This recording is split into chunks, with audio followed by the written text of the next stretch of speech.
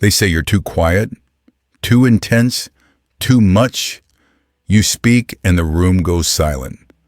Not because you're wrong, but because you're different. You notice things most people miss. You question things everyone else seems to accept without a second thought. And little by little, people begin to pull away. They laugh at things that bore you. They chase drama, trends, and shallow distractions. Meanwhile, you're stuck thinking about life, death, and what it all means. You try to blend in. Smile when you're supposed to, nodding along, even when it feels empty. But deep down, you feel like a stranger, like you're living among people who speak a language you don't quite understand. Eventually, the question creeps in. Is something wrong with me? But what if the problem isn't you at all? What if it's the world? What if society just isn't designed for people like you? The German philosopher Arthur Schopenhauer had a theory. He believed that real intelligence isolates, that the deeper your thoughts go, the more alienated you become. Because most people aren't looking for truth. They're looking for comfort. And people who ask hard questions, they threaten that comfort. This video is about the uncomfortable truth Schopenhauer uncovered. Why society rejects deeply intelligent people. Why your loneliness might not be a flaw, but the highest proof of your mind. It starts early. You're sitting in a classroom surrounded by kids your age, but something feels off. Not because you think you're better, just different.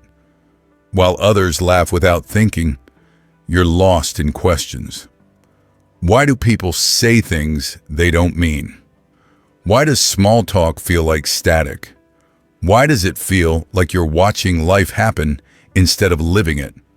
That's the first taste of a strange kind of curse, the curse of awareness. Not grades or IQ points, but the kind of intelligence that sees too much and feels too deeply. The kind that spots contradictions in people's behavior, hears the lie in their laugh, feels the tension in their silence, and wonders why no one else seems to notice. As you get older, the disconnect grows louder. You stop sharing what you really think.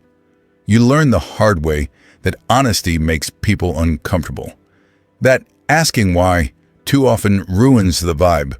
So you smile, you nod, you pretend, because being understood feels impossible. People mistake you for arrogant when really, you're just tired. Tired of trying to explain a mind that feels like it runs in 10 directions at once. You're not cold. You just learn that depth scares people. So you start keeping things to yourself. The insights, the questions, the pain. And here's where the paradox hits. Society claims to admire intelligence.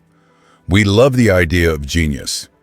But when we encounter it in real life, raw, unfiltered, uncompromising, it makes people uncomfortable. We say we want truth, but only if it's convenient. We say we want thinkers, but only if they think like everyone else. Because real intelligence doesn't just solve problems, it questions everything. It challenges the script. It pokes holes in illusions. It asks why we believe what we believe, and that makes people uneasy. You start becoming too much for most conversations. Too intense to enjoy small pleasures without analyzing them. Too aware to fully relax. And over time, that emotional toll adds up. You're in a room full of people, but you feel alone. You're surrounded by voices, but starving for connection. Not just someone who listens, someone who gets it, who hears the silence between your words and still understands. But that person never seems to come. And once again, the question returns. Is there something wrong with me? That's the tragedy no one talks about. The world teaches you how to succeed, how to achieve, how to perform. but it doesn't teach you how to exist when your mind works differently.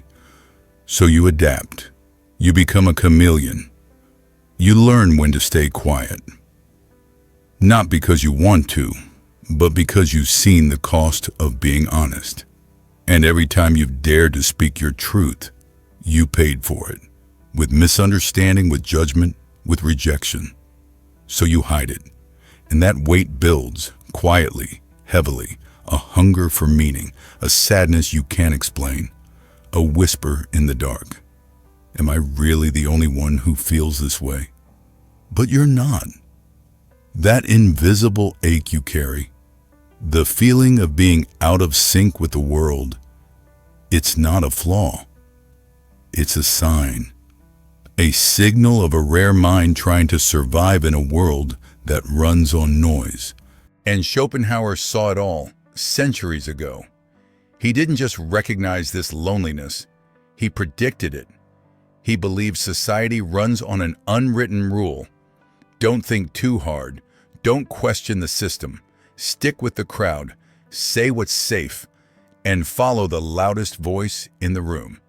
This is what he called the herd instinct. Not because people are stupid, but because independent thought is risky.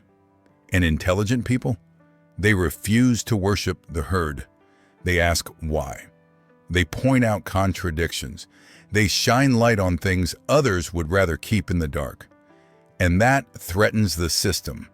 In every school, every workplace, every social group, there's a pressure. Conform or be cast out. But if you're truly intelligent, that pressure doesn't work on you. You're not trying to rebel, you just care. You want truth, you want depth, and that makes you a target. Because let's be honest, most people don't want to be challenged. They want to be comfortable. And comfort and truth don't always go together. You walk into a room and say something that hits too close to home, and suddenly you're labeled difficult, too intense, not a team player. Let's look at the modern workplace. We love to talk about innovation. We say we want creativity, but the person who brings up uncomfortable truths in meetings, they get sidelined. The one who questions inefficient systems, told to stop overthinking. The one who doesn't fake positivity or play along with gossip, labeled antisocial. And in school, the obedient students get rewarded. The ones who ask too many questions, they get labeled disruptive. Even online, where thought is supposed to be free, complexity is punished. Algorithms favor simplicity, repetition, emotional baiting, not nuance, not depth, not real thinking. So what happens? People with something real to say shut down. They start shrinking. They mask their insights. They learn to hide their wisdom behind silence. And eventually, society gets exactly what it asked for. Silent brilliance. Genius locked in anxiety. Potential buried under self-doubt. Truth censored into invisibility. That's the ultimate irony, isn't it? We say we want intelligence. But what we really want is the kind of intelligence that doesn't make us uncomfortable.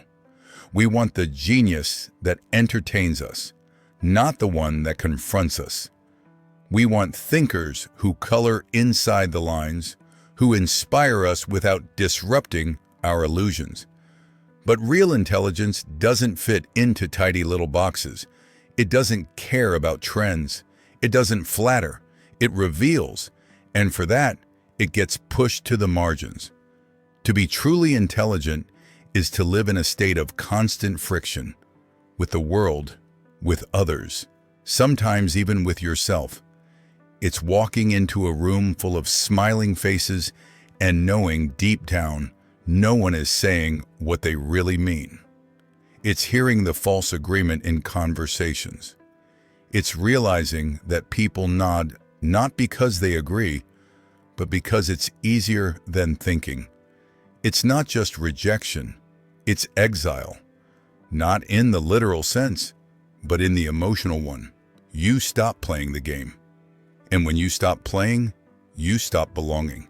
That's the price of nonconformity. And those who refuse to betray their minds end up paying it every single day. But Schopenhauer didn't see that as weakness. He saw it as proof of strength. He believed that real intelligence is not a gift. It's a burden, a heavy, invisible weight that only a few are built to carry. It isolates you, yes, but it also opens a path that's more honest, more real. Schopenhauer wasn't the kind of philosopher who sugarcoated anything. He didn't promise happiness. He didn't offer comforting illusions. He said life at its core is suffering. And the more conscious you are, the more you feel that suffering. To some, that sounds bleak. But for those who've lived it, for those who felt like outsiders in their own lives, it feels like someone finally told the truth. Schopenhauer was born in 1788 in Germany, into a wealthy but emotionally cold household. His father was strict, rational, a businessman. His mother, a socialite who rejected his pessimism and later distanced herself from him. From early on, he felt like an outsider, observing life with a kind of depth that left him isolated. He didn't participate in life the way others did.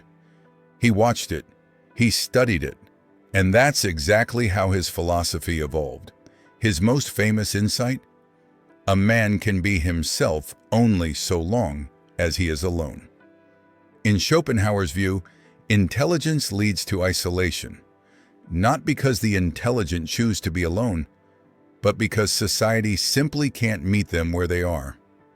The more you understand about life, the more alien you become to those who live on the surface. At the heart of his philosophy is the idea of the will, a blind, irrational force that drives all life. It doesn't care about truth. It doesn't operate on logic. It just wants, craves, hungers, endlessly and mindlessly. Most people, he argued, are ruled by this will.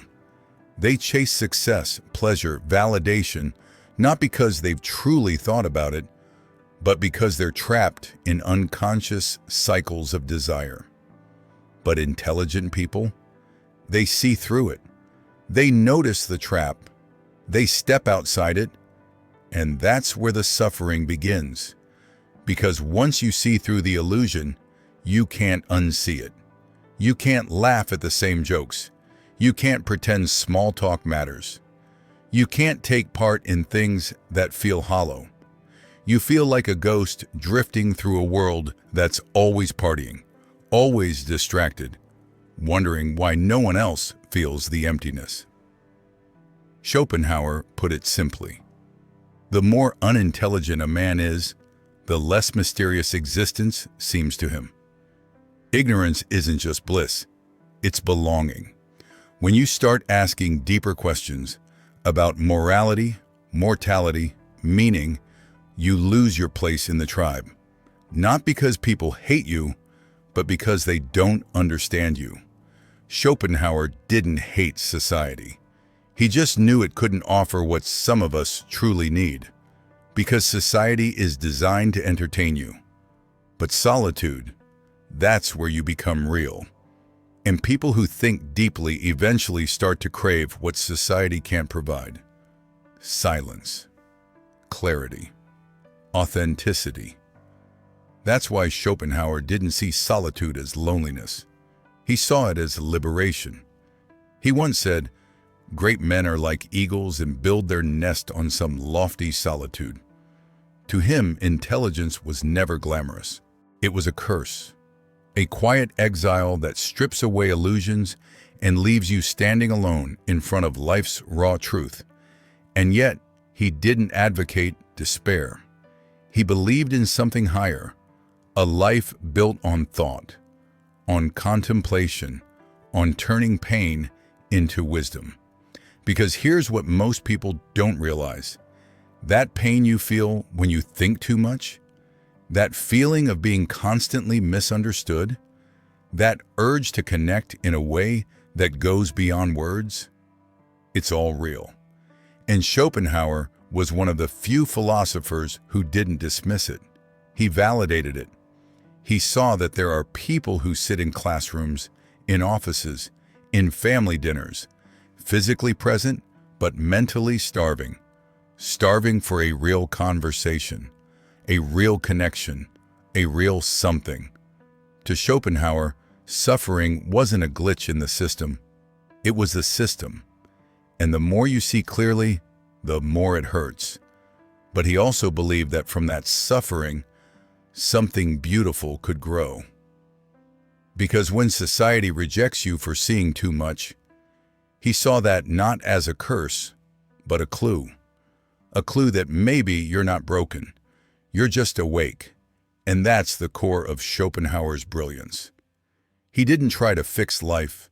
He tried to help us endure it, without lying to ourselves. To face the darkness, not with fear, but with clarity. To stop chasing comfort and start embracing truth, even when it's brutal, even when it hurts. Because in the end, intelligence might isolate you, but it also connects you to something deeper, to art, to meaning, to your own soul. And that, Schopenhauer believed, was a higher kind of connection, one no crowd can offer and no rejection can take away. Most people think of loneliness as a social failure. But what if sometimes loneliness is simply the cost of deeper thinking? Modern psychology is starting to echo what Schopenhauer felt centuries ago. That intense intelligence often comes with intense isolation. Let's talk about the science. In 2016, a study published in the British Journal of Psychology revealed something fascinating. The more intelligent a person is, the less satisfaction they report from frequent socializing. For most people, spending time with friends increases happiness. But for highly intelligent individuals, too much social interaction actually leads to overstimulation, frustration, and a feeling of emptiness. Why? Because the conversations often feel shallow. Because surface-level small talk can feel like emotional noise. Because their minds crave depth, nuance, and meaning. Not gossip, not repetition, not mindless chatter. It's not that they don't care about people. It's that they struggle with the kind of connection that society offers. And that creates a different kind of loneliness, a cognitive loneliness. Not just being physically alone, but being surrounded by people and still feeling like no one gets you. That kind of isolation cuts deeper, because it makes you feel like even when you're included, you're not understood. And this is where the emotional paradox begins. On one hand, highly intelligent people are introspective. They analyze, they reflect, they overthink, they live in their minds, building entire inner worlds that others may never see. But on the other hand, they're still human. They still long for connection. They want to feel seen, not just looked at, but understood, not just admired, but felt. And the smarter you are, the harder it is to find that kind of connection. It's not arrogance, it's neuroscience. Psychologist Dr. Thomas Suddendorf, an expert in cognitive evolution, explains that our brains were shaped by small tribal groups, tight-knit social circles of about 100 to 150 people. Our intelligence evolved to help us survive in these groups by fitting in. But modern, highly intelligent people aren't wired for small talk and status games. They think faster. They process abstract concepts. They challenge norms. And suddenly, they no longer fit the tribal mold. They become evolutionary misfits. And the modern world has no user manual for them. That mismatch, it hurts. Because with deep intelligence comes emotional intensity. Not because something is wrong, but because too much is going on inside. Imagine thinking 10 thoughts for everyone someone else thinks. Imagine picking up on micro-expressions in every conversation. Imagine replaying a sentence someone said to you all day, wondering what they meant by it. This kind of awareness, it's not a superpower, it's a weight. It can lead to anxiety, depression, burnout, not because the world is cruel, but because it isn't built to handle people who feel this deeply and think this sharply. One Harvard study even found that gifted children report higher levels of existential worry from a very young age. They begin to ask, why am I here? What's the point of all this? Why does no one else seem to care? And instead of celebrating their depth, society often punishes it. They're told, you think too much. Just be normal. Stop asking so many questions. So they start to believe something's wrong with them. And that leads to an internal war. They want to speak, but they've been silenced. They want to connect, but they've been dismissed. So they withdraw. They build emotional walls, not to keep people out, but to protect something sacred inside. And very few people ever bother to look behind those walls. Even in romantic relationships, this pattern plays out. Highly intelligent people often struggle to feel truly seen. Not just loved, but understood. They may appear distant or cold, but that's just armor. Armor built after too many experiences of being misread, mishandled, misunderstood. It's not that they don't want love. It's that most people love the idea of intelligence, not the emotional reality that comes with it. Polish psychologist Kazimierz Dabrowski coined a term for this: overexcitability, a heightened sensitivity in 5 areas: intellectual, emotional, imaginative, sensory, and psychomotor. In simple terms, smart people think more, feel more, and suffer more.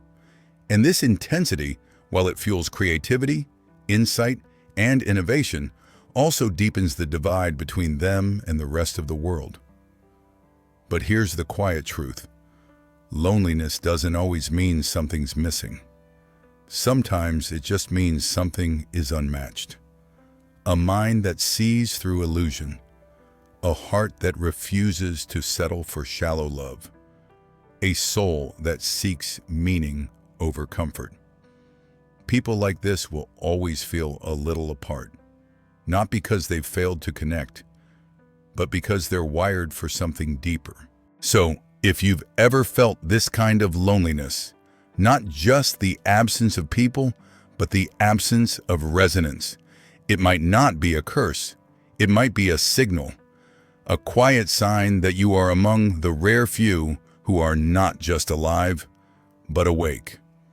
And while you might think that intelligence draws admiration, sometimes it does. But more often it draws something darker: envy. Envy has a strange way of turning curiosity into rejection, because intelligence doesn't just challenge ideas, it challenges identities. You speak with clarity, and someone else hears their own confusion. You move with purpose, and someone else feels aimless. You shine, and they feel dim. And without realizing it, their ego pulls away. Not because you said anything wrong, but because you reminded them of everything they've avoided facing. This is where the Dunning-Kruger effect comes into play. A psychological phenomenon where people with less competence overestimate their ability because they don't know what they don't know. And when someone truly intelligent enters the room, it threatens that illusion. Suddenly, they can't pretend anymore. So instead of facing that discomfort, they project. They say, "You think you're better than us. You're arrogant. You're weird." But you never said that. Their ego heard it all on its own. Throughout history, this pattern has repeated. Socrates was executed not for being wrong, but for making powerful people uncomfortable. Galileo was punished not because he was incorrect, but because he threatened the status quo. Nikola Tesla died broke and ignored. Alan Turing helped end World War II and was later chemically castrated and driven to suicide. These weren't just stories of misunderstanding, they were stories of retaliation, because truth disrupts comfort, and comfort will always fight back. Even today, deep thinkers are quietly exiled. In meetings, they're called difficult. In schools, they're labeled disruptive. On social media, their ideas are drowned out by shallow content. Why? Because intelligence without conformity is threatening. It doesn't go along. It doesn't play nice. And it raises the bar for everyone else. But here's the paradox. People admire intelligence until it touches their insecurities. They'll quote a philosopher, watch a genius on YouTube, repost deep thoughts on Instagram, but sit across from someone who's truly clear, truly honest, truly awake, and suddenly they want them gone. So if you've ever felt like people pull away when you speak your truth, it's not because you were wrong. It's because you made them see something they weren't ready to face. And Schopenhauer's answer? Don't chase them. Don't dilute yourself to make others comfortable. Embrace solitude, not as loneliness, but as liberation. Because the one who no longer needs the crowd is free. When you stop performing, when you stop bending, when you stop shrinking, you become something powerful, real, whole, clear. So if you've always felt out of place, too deep, too much, too awake, you're not broken. You're just ahead of your time. And while others may never understand you, you don't need their permission to be yourself. You've already earned that right. You always had it.